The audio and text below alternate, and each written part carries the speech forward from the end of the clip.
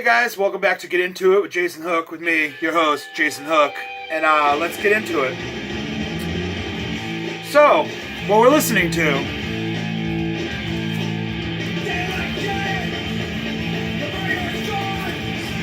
Tear It Up, Nothing to Nothing, which came out on Dead Alive back in 2002. New Jersey guys here. This record blew up. This band was huge for a little while. They've done a couple reunion gigs. I haven't been able to go. They have a bunch of other releases out, some like really random weird ones with like broken glass glued to the cover and stuff. I don't have those, but we'll talk about this. So here's the insert. Play to Destroy. Just got lyrics on the other side. Got the band members with their names written on their knuckles here. But this was just fast, kind of throwback hardcore. A lot of bands aped their style when they came out. They kind of brought it back. Like I said, this came out in 2002, which is crazy. It was 15 years ago. But that's Tear It Up, Nothing to Nothing on Dead Alive. Dead Alive had a good run for a while. And like, you know, many of the labels I've probably talked about it on here before, but it's great stuff. But it's Tear It Up. So before I start this, there's two quick things I want to talk about. The first thing is a website called Boston Hassle is going to start posting my videos on their site. So that's awesome. So go check out Boston Hassle. I'm going to post a link to them below. And if you've come here from Boston Hassle, just, you know, found out about me, welcome. You know, Dan and I have known each other for a long time. We have the greatest unifier, South Shore. And the second thing I want to talk about is going to go into what I'm going to show you is that I made an order from a label called Patac, which is based out of Cape Cod here in Mass. The owner, the dude who runs it, the distro label, I've known for a while. His name's Dan. He had a run-in. Nothing bad, but him and his lady needed to find a place to live, so he's kind of couch surfing now, I think. So he's got a lot of stuff for on the cheaps, discounted. So I'll post a link to them too. So please order, support it. It's a great label. It's a great distro. Punk, hardcore, metal, grind. He's got everything. So definitely check it out. Fast shipping, all that. You know, I've spoke about it before, but I'll definitely leave a link. But almost everything except for what I mentioned here is going to be from an order I placed with them. So let's get started. So the first thing I wanted to show is, if you guys watch Groundzero Salem, he actually showed this the other day. This is the Crumbsuckers Turn Back Time, the early years, 83 to 85, as you can clearly see the CD here. So it's a double LP, but one of the sides screen printed, which I'll show. But these are all early demos. 83 demo, 85 demo, 83 tape, 84 tape, and it's actually the only recordings with the original singer, Dave Brady, and the bonus CD, which is stuck here. I don't know if you guys have this. The shirt's like kind of glued to the cover. I don't want to rip it off. I actually haven't listened to the CD, I'm going to be honest with you. But the CD's live tracks from CBGBs from 84 and 85. And this is really nice. It's on FOAD, which is out of Italy, a label out of Italy. But they didn't really skimp on the packaging for this. It's all high gloss.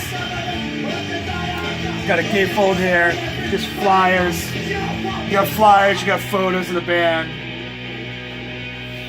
You got a little note here from Dave talking about his time in the band. You know, thank you lists, lyrics, just cool shit like that. And like I told you, it's a double LP, it's black vinyl. So the D side is screen print, and then all the labels are the same except for the letter that tells you what side it is. So these guys were like a I think they're actually from New Jersey, Bridge and Tunnel maybe, but anyways, they were like early 80s. These are like more punky recordings in my opinion on here. They contribute to the musical integrity of mankind is full of it. It's girls. Gene Simmons. Like, you know, like the usual stereotypical hardcore sound. But they really made their name with a crossover sound. there's not that much crossover on this in my opinion. I think this is more of like the early 80s American hardcore, like definitely the New York sound. But that's the Crumbsuckers, the early years. It's really good. Some of the recordings are a little bad, like not that great on here, but if you're a Crumbsuckers fan or you just want to be a completist, I'd say check it out. You can get it from the distro I talked about, Patac. Next we have a bootleg. It's Misfits, Descent into Evil. Black vinyl. The interesting thing about this is it's on Plan 9, which was a label that was run by the Misfits. So this person even has some, it's got a P.O. box. I don't know if it's the original P.O. box. I gotta pull out the release I have on Plan 9. But if it's not, they had stones because they stole the logo and everything. But this is live at Irving Plaza in New York.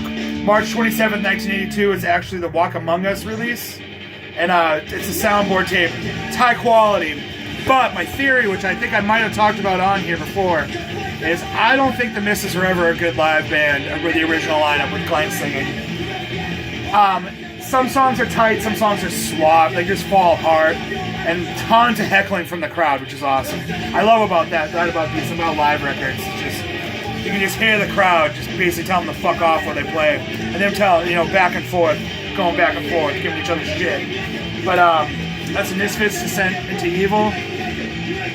Live recording from '82. I was not born yet. This is March. I say it's March. Yes, March '82. The next one is this Minor Threat. I'm showing you what it is. Another Minor Threat recording. This is also from Irving Plaza.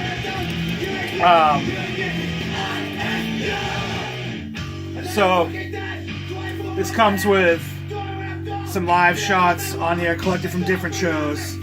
This was from, this might be a month after, this is right here, April of '82. So a month after the Misfits, same place, these guys played, Minor Threat.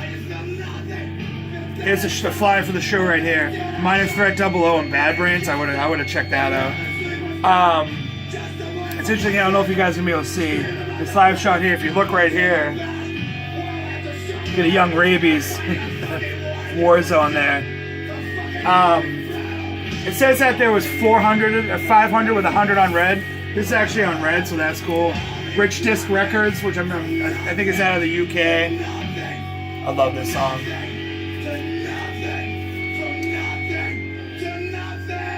On the back here, just got this red tint is gonna shine like crazy. Let's see if I take that out of the sleeve, it'll be different. It's just got a little like thing here explaining what it is. You know, the lineup. The best thing about this is the stage banter. Again, similar to the Misfits record, lots of not nice things being said to the crowd back and forth, but it's something like you don't really see it happen now, but I find a lot of early 80s live recordings, it's kind of like a thing, you know, they're telling the crowd to fuck off. Ian telling Harley from the Cro-Mags to just get the fuck off the stage a million times. I'm assuming there's probably a bunch of stage potatoes, because between a lot of the songs, Ian keeps on going back to get the fuck off the stage, like his words. And it says right here, you can hear Springer singing along. I didn't hear it. Harley Flanagan of the Cro-Mags and Springer from SSD are amongst many that can be heard singing along. Ian MacKaye unleashes pure comedic gold between songs as he mercilessly berates the wild audience with a unique sense of humor. There's some stuff said on here which I think in 2017 wouldn't fly. I'll leave it for you to listen to. But Black Sheep in Gotham, I guess, is the official title for this. But it's a live set, and it's really good quality. It's great quality. I mean, this band, Minor Threat was long gone by the time I came around, and they're fucking tight in this. But this is Minor Threat live at Irving Plaza. Black Sheep in Gotham, if you want to call it that. Another thing I got from Patac. The cover looks cool. I don't know, like my camera looks like shit right now, so the glare. But it's a great looking record, great looking package. Next, I have a couple 3 7-inches, two that I got from Dan. Here's the Insult 7-inch.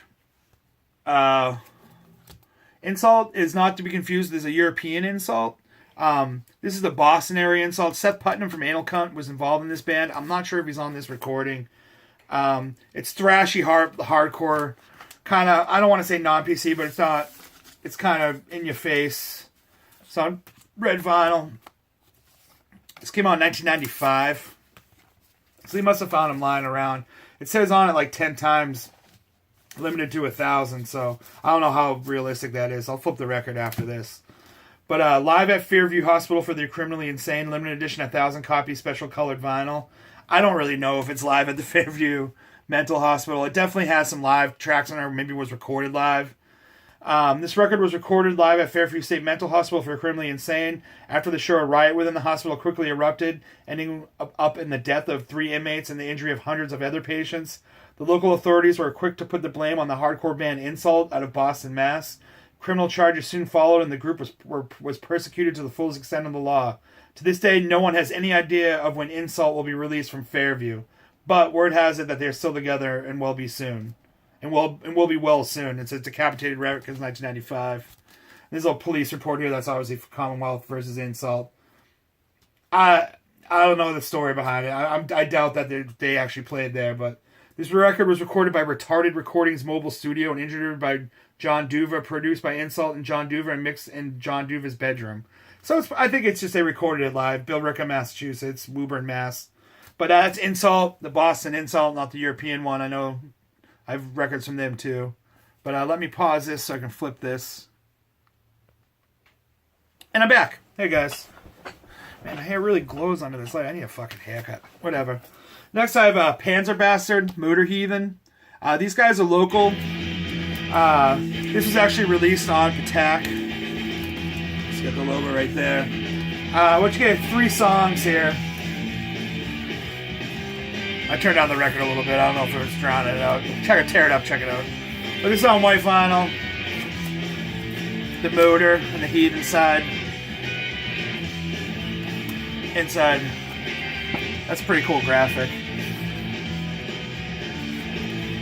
Thanks to No Fucker. Bastards Die Hard. But, Panzer Bastard are a local band. Keith, who was in Wrecking Crew, sings and plays bass for them. I would say they're like a punk and hardcore mixed with Motorhead metal sound. It's really cool stuff.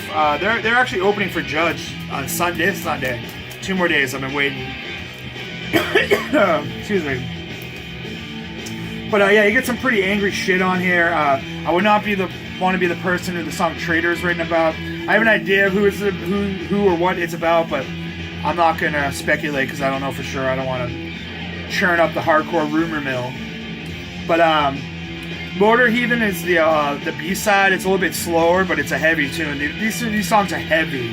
There's some great stuff. I mean, if you guys dig Motorhead, punk, hardcore, I don't want to say crossover because it doesn't have that crossover sound, but just like dirty, crusted-filled, like just punk and hardcore metal. I mean, Panzer Bastard's the band for you, and this is the EP for you guys to check out. This is, again, readily available from Patac. Take a sip, so wearing that XXX fanzine shirt that I got part of that package. It's got all the covers on the back. We're hitting Massachusetts winter here, man. It just gets frigid at night. We're having a wild Friday night listening to records alone, too, so anyways, I'm going to show another LP, a live LP that I got from Patac, which is going to go into that box set, because I know I talked about this box set forever, but this is Husker Du. The name of this is Landspeed Record, but this is not Landspeed Record, which is an actual release by Husker Du. Did I say Husker? It's Husker. Dope plus speed equals record. This is a live record that was recorded at the Mabuhay Gardens in 1981. And then there's songs here from the Longhorn, which is a club from Minnesota. The weird thing about this, though, is that so it's got the Dirk Dirksen introduction, which he used to introduce all the bands at the Mabuhay Gardens.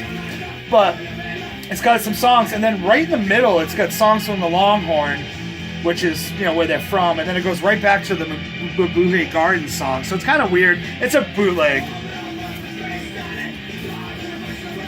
Just black vinyl. You got A and B, and they got Everything Falls Apart. Rorschach blobs on the labels. But you know, the early days of this band, which we're about to get in very deep into in a minute, you know, they got melodic later on. I dig the later stuff, but they were like started off as just like kind of like a weird punk hardcore band. But so it says where the stuff was recorded. Bob, guitar, vocals, speed, song composition. Grant, drums, vocals, dope, song composition. Greg, bass, vocals, song composition. So maybe Greg was straight edge. These other guys did dope and speed. Technical notes, sorry about the sudden end of data control. The tape ran out before the drugs kicked in. Sleeve built by pseudonymous graphics. All rights ignored, all wrongs embraced. Trademark of equality. Voodoo 222 from Minnesota. So this is out of Minnesota. But it's just an early, two early live recordings kind of mashed together from about a year apart from each other. 7/25/81 and 5/7/80. So the Longhorn songs, I mean, the quality's pretty good. Some songs cut in and out. Data control cuts out as they tell you. But this is just a Husker Du live boot. It's funny, on the cover here, they just put a Husker Du sticker there. I don't know if you guys can see. If you can tell, that's just like a clear sticker stuck on a... They printed covers without putting the cover. I wonder if there's anything on it now. But, live record. Now we're going to get in... Speaking of Husker Du, I'm going to move some stuff out of the way. It seems heavy. Actually, no, I got one more 7-inch. I'm an idiot. So before we get into the Husker Du box set, which, you know, was supposed to be... I was going to try to sell you as a surprise. I bought a lot on eBay because I had this one 7-inch in here. This is the Voodoo Glow Skulls and Hickey split 7-inch.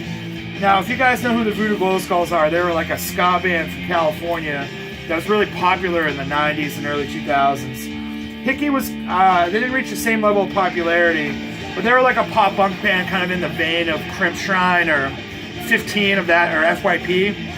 So, this is not an actual Voodoo Glow Skulls and Hickey split. What happened is Hickey jumped on a show in Arizona and I guess talked shit about Epitaph Records, which Voodoo Glow Skulls were signed to.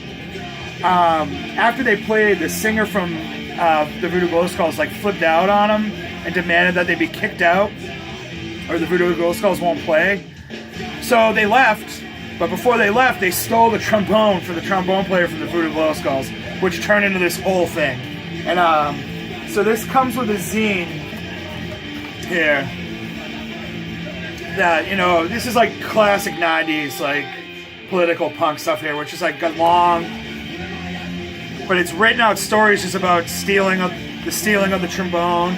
But what happened is the Voodoo Glow Skulls somehow got the phone number of the singer of Hickey and repeatedly called and left them voicemails. So the B-side of this record, which has V.G.S, is actually recordings of the voicemails with someone playing the trombone shittily in the background that they stole. And the A-side is just a song from, there's a quick song from Hickey.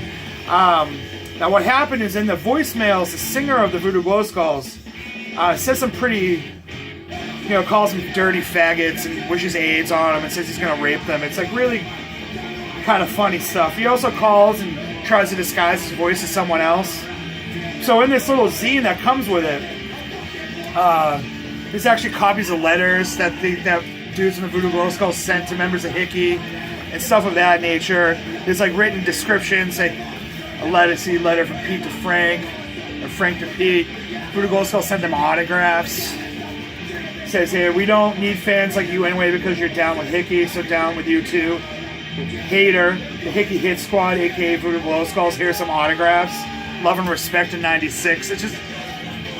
I think it got real. And I think a lot of bands refused to work with the Voodoo Glow Skulls because of some of this shit that was floating around. They talk shit, Voodoo Glow Skulls talk shit in, I guess, ads or interviews, and it just turned into a whole thing. And supposedly they sent the trombone back and filled it with chocolate pudding. But, so as some of the language that he uses on the calls, they made this bootleg. It says right here on the back, proceeds from the sales of this record will be donated to the Youth Services Department of the San Francisco AIDS Foundation. And they put the fucking Epitaph logo on there, which is funny, because that's kind of like a fuck you. And it was put out Probe Records. But this was in a lot. I've been looking for one of these for a while. I paid I got like, it was like 8 7-inches. I paid a little bit more. It was like $40 for 8 7-inches. But this is the one that I wanted. So I was willing to spend a little bit more just to get it. The dude threw in this, it looks like a CD booklet from a Hickey discography, which didn't come with it. So I think he just kind of found it lying around or collected it. The record was a little dirty, but it's just a funny story. The whole story is described in like, this is a pretty thick zine. Like I said, classic mid-90s, like kind of thick newsprint zine thrown in here. But it just says the whole story from different band members and then them getting it back and, you know, other band members being threatened by people, other people in other bands being threatened by members of the Voodoo Glow Skulls for wearing like a Hickey pin or something with their shirts when they play. It turned into a whole thing. But that's the Voodoo Glow Skulls Hickey split. So next, what I have here is the Husker Du Savage Young Du box set, which is on the Numero Group. It's number 200. It's again right there, number 200. It's got the Numero Group number 200 logo. And the cool thing about this too is in the box that came in, the box was taped in had Numero Group with the Husker Du font. I thought it was cool. So what you get in this is you get 4 LPs, which I put in plastic sleeves, so they're probably going to be stuck. You get 4 LPs in like 100, I think it's a 108-page book. It comes in this is like really thick. This is a quality cover. So on these LPs, it's 69 songs. It's basically everything they recorded to the most part from 1979. So is it 83? About 83, right before they signed to SST. So on the first LP you get here, it's tapes. They had a friend that would always travel with them that would tape their rehearsals so they could listen to it and change songs or add songs. But these are all black vinyl, so I'm just going to pull this first one apart and then the rest I'm just going to show you the covers. But all the labels are the same like that. And these, I don't know if you guys noticed, but these sleeves they made are really thick. Like these are really nice thick sleeves. It's kind of hard to get the record in and out. And I slid them into these plastic sleeves, so it kind of jams in there.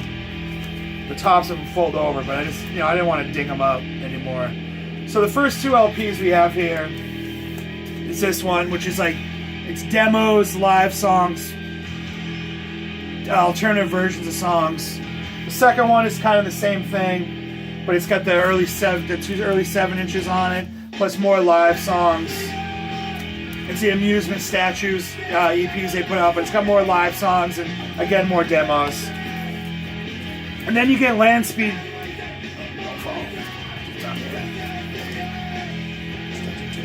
Then you get Land Speed record. And then again, this is Land Speed record and then more live songs. Yeah, I think it was 69 songs. I think 40-something of them were unreleased. There's just a lot of live tracks and demos, so you get the back here. I actually own an original copy of Land Speed. With the Land Speed record over there. The funny thing about this is they called it Land Speed record because they toured extensively for like a year and a half. So they covered a lot of land, they did a lot of speed, and they recorded a record. So they named it Land Speed record. And then you have Everything Falls Apart here, which is the A-sides, Everything Falls Apart, the B-sides, again, more live demo tracks. A funny thing about this, so they went to California, and this was recorded by Spot at SST with the intentions of trying to get it put out on SST. And for whatever reason, SST passed on it. So they put it out on their own Reflex Records, and then actually signed with SST shortly, like I think a year after this came out. So they think Mugger, and they recorded by Spot. Redondo Beach, California. Were produced by Spot and Husker Du. I probably said Husker a lot, whatever. 1982, I wasn't born yet, I don't think, when this came out. And then this comes with like I said, 100-something page book. Which, if you open it up, it's cool. The first couple pages have this silver tint to it. It's crowd shots. Some more crowd shots. Husker Du live shot, and then as you flip through it, it just gives the history of the band from '79 to '83, like how they met. You got photos. Like it's kind kind of like an essay about Husker Du. I'll give everything away here.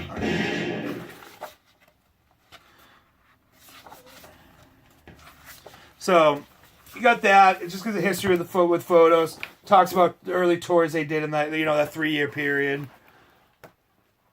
Flip to the back here. A lot of cool photos. You know, you got, you know, there's a Husker Du live here. High quality. Doesn't, my dirty, disgusting hands don't leave fingerprints on it, so I'm stoked about that. Then you hear it's got the tour 79 to 82, the Children's Crusade tour. So it lists all the, they played the same. Look at this. This is funny. I got time to talk about this. So 1-3, 110, 112, Minneapolis, Minnesota, 7th entry. Then they play the Longhorn on the 28th. 326, 27, 414, 503, 57, 59, 701, 702 are all pretty much at the 7th entry. They literally played Minneapolis 1, 2, 3, 4, 5, 6, 7, 8, 9, 10, 11, 12, 13, 14, 15, 16, 17, 18, 19, 20, 21, 22, 23, 24, 25, 26, 27, 28, 29, 30, 31, 32, 33, 34, 35, 36. It's like 40 times they played Minneapolis that year. Those were the only shows they played. And then they branch out. They start going to Chicago, but there's more 7th entry. And then they play Chicago 3 times. And then they play the 7th entry, 5 or 6 more times. Then they play other places. Then they go to Calgary, Vancouver, to Seattle. 7th entry again, San Francisco. And then this had the flyers from the different shows that were collected. I mean, the flyers that were collected from the different shows. It's just basically every show they played for like 3-year period. You got flyers from the other shows. And then in the back of the book, you have the tapes and the explanations of the unreleased songs. So they show a photo of the tape, what songs, where they recorded, who recorded them, and then a little written thing about that, what was on that tape. So again, I don't want to show off too much because I want you guys to buy this. It was $91 shipped, so 4 LPs a book and the thing. I mean, that's not that bad. I don't think it is. You know, $20 an LP, $10 book. I mean, this book would be more than $10 if you bought it. So I think it was a pretty fair price. This is also on CD, and then they also had color vinyl, one that came with a 7-inch. I was too late for that stuff, so I didn't get it. Boo. That's what I get for sleeping, man. But it's cool. You got an ad here, but it shows the ad, so you can see like the tape on it, how they made the ad before they sent it to print. For the in a Freeland, in the Freeland 7-inch, the Land Speed record LP, and the amusement and statues 7-inch. You know, you got an insert here. You got like the layout written out, what they want the layout to look like. Then this is cool right here for the center labels. They got what the center label is supposed to look like, where they wrote it out and taped it to it, what they wanted them to look like before they got sent to the printer. This is kind of like the nerd stuff that I like super dig. Photo of the real recordings here. Now this project was 7 years in the making, supposedly. And Grant Hart just passed away about a month ago, maybe a little bit more than that. So he never saw this come out. And if you guys know anything about Husker Du, they went on. Some people say there's 3 tiers to the band, but whatever. But they went on. They were on SST. They were around for a long time after 1983. This is funny too. This is their ledger from a tour of how much money they had and they spent it on. So they started the tour with $540, and they ended with $220. But it's what they spent the money on. It's a 12/24. Yeah, it looks like about a year. Maybe even less than that. But it's a funny thing. They got $92.21 in Austin, Texas, $50 in San Antonio, $35 for opening for Youth Brigade. Tucson, they got $161.50. They ain't bad. $160 playing in LA. $200 playing opening for Black Flag. $40 playing in Austin, Texas.